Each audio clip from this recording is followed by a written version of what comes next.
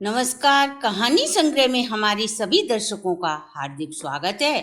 दर्शकों, आज हम आपको गुप्त नवरात्रि व्रत कथा पूजा 10 महाविद्या काली की कथा सुनाएंगे। इससे सुनाने मात्र से निरोगी काया, धन धान्य और सुख समृद्धि में वृद्धि होती है।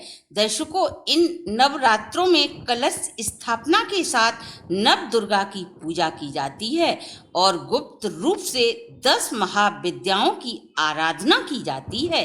दर्शकों, नव दुर्गा में माँ पार्वती के 9 रूप हैं और 10 महाविद्या माँ सती के 10 रूप हैं।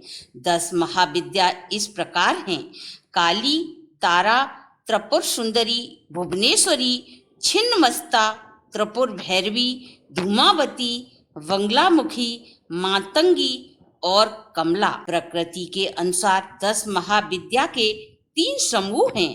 पहला सौम्यकोटि, जिसमें त्रिपुर सुंदरी, भुवनेश्वरी, मातंगी और कमला शामिल हैं। दूसरा उग्रकोटि, जिसमें काली, छिन्नमस्ता, धूमावती और बंगलामुखी शामिल हैं।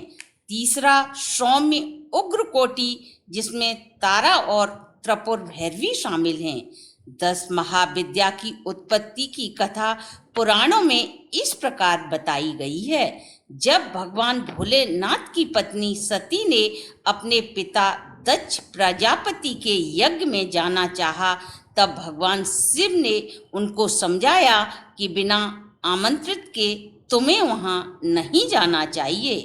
तब मां सती ने क्रोधवश पहले काली और फिर शक्ति प्रकट की। फिर 10 दिशाओं में 10 शक्तियां प्रकट करके अपनी शक्ति की झलक दिखला दी। मैं अपने पिता के यज्ञ में अवश्य जाऊंगी, या तो यज्ञ में हिस्सा लूंगी या यज्ञ का विध्वंस कर दूंगी। मां सती से भगवान भोलेनाथ ने पूछा, ये देवियां कौन हैं? तब मां सती बोली, ये मेरे 10 रूप हैं। आपके सामने खड़ी कृष्ण रंग की काली है, आपके ऊपर नीले रंग की तारा हैं, पश्चिम में छिन्नमस्ता, बाएं भुवनेश्वरी, पीठ के पीछे बंगलामुखी, पूर्व दक्षिण में धूमावती, दक्षिण पश्चिम में त्रिपुर सुंदरी, पश्चिम उत्तर में मातंगी तथा उत्तर पूर्व में षोडशी और स्वयं भैरवी रूप में अभयदान देने के लिए मैं आपके सामने खड़ी हूँ। ये 10 महाविद्या 10 शक्ति हैं। बाद में माता ने अपनी इन्हीं शक्तियों के प्रयोग से दैत्य और राक्षसों का वध किया था। इन नवरात्रियों में हम 10 महाविद्या की कथा लेकर आए हैं। आज गुप्त नवरात्रों में प्रथम दिन हम माँ काली की कथा प्रस्तुत करेंगे। कथा सुनने से पहले जय माता दी की लिखकर कमेंट अवश्य करें, और यदि अभी तक आपने हमारे चैनल को सब्सक्राइब नहीं किया तो सब्सक्राइब करें। वीडियो को शेयर एंड लाइक अवश्य करें। दर्शकों, 10 महाविद्याओं में काली सर्वप्रथम है। महापुराण के अनुसार माँ काली ही मुख्य हैं और उन्हीं के उग्र और सौम्य 2 रूपों में अनेक रूप धारण करने वाली 10 महाविद्याएं हैं। विद्यापति महादेव जी को 10 विद्याएं अनंत सिद्धियां प्रदान करने में सक्षम हैं। दार्शनिक दृष्टि से काल तत्व की प्रधानता सर्वोच्च रही है, इसलिए महाकाली या काली ही समस्त विद्याओं की आदि हैं, अर्थात उनकी विद्यामय विभूतियां ही महाविद्या हैं।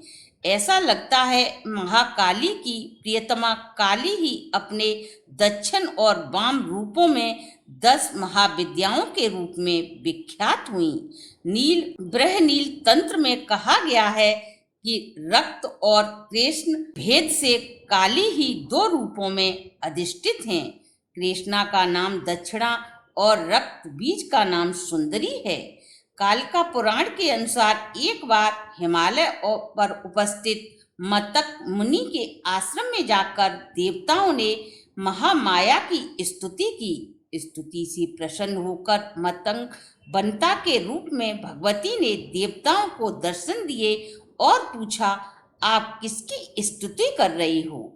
उसी समय देवी के शरीर से पहाड़ के समान काले वर्ण वाली एक और दिव्य नारी का प्राकट्य हुआ। उस महातेजस्वी ने स्वयं ही देवताओं की ओर से उत्तर दिया, ये लोग मेरा ही स्तवन कर रहे हैं। एक काजल के समान कृष्णा थी, इसलिए इनका नाम काली पड़ा।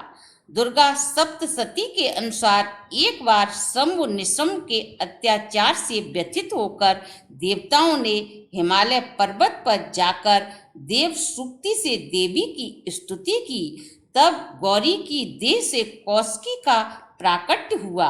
कौशिकी अलग होते ही अम्बा पार्वती का स्वरूप कृष्ण हो गया, जो काली के नाम से विख्यात हुआ। नारद पंचारात्र के अनुसार एक बार माँ काली के मन में आया कि वे पुनः गौरी हो जाएं, यह सोचकर वे अंतर् ध्यान हो गईं।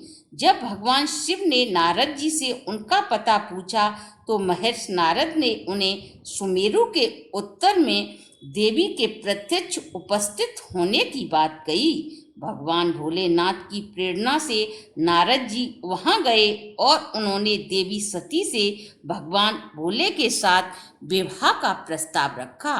प्रस्ताव को सुनकर देवी कृतज्ञ हो गईं और उनके शरीर से एक अनषोडशी विग्रह प्रकट हुआ और उनकी छाया से त्रिपुर भैरवी का प्राकट्य हुआ। माँ काली की प्राय 2 रूपों में उपासना का प्रचलन है। भाव बंधन मोचन में काली की उपासना सर्वोत्कृष्ट कही जाती है। शक्ति साधना के 2 पीठों में काली की उपासना श्याम पीठ पर करने योग्य है। शक्ति मार्ग में तो किसी भी रूप में इन महामाया की उपासना फलप्रद होती है, पर सिद्धि के लिए इनकी उपासना वीर भाव से की जाती है। साधना के द्वारा जब अहंता ममता का नाश होकर साधक को पूर्ण सशक्त का उदय होता है, तब काली का तेज साधक के समक्ष प्रकट हो जाता है। उस समय भगवती काली की छवि अवर्णीय होती है।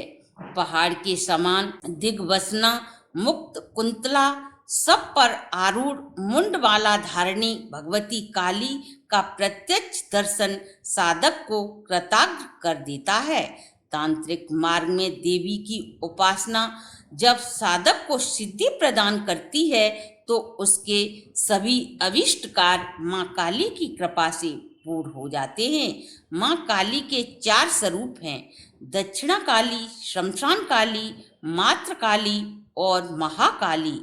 कोलकाता में काली घाट पर इनका शक्तिपीठ है।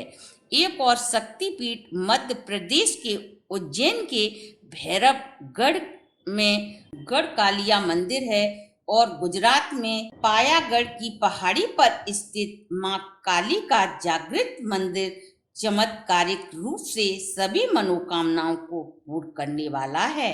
माँ काली तत्काल ही प्रसन्न होने वाली और तत्काल ही रूठने वाली देवी हैं। अतः इनकी साधना या इनकी भक्ति करने से पूर्व एक निष्ठ कर्तव्य का पालन करना आवश्यक होता है। माँ काली को वारों में शुक्रवार और तिथियों में अमावस्या समर्पित है।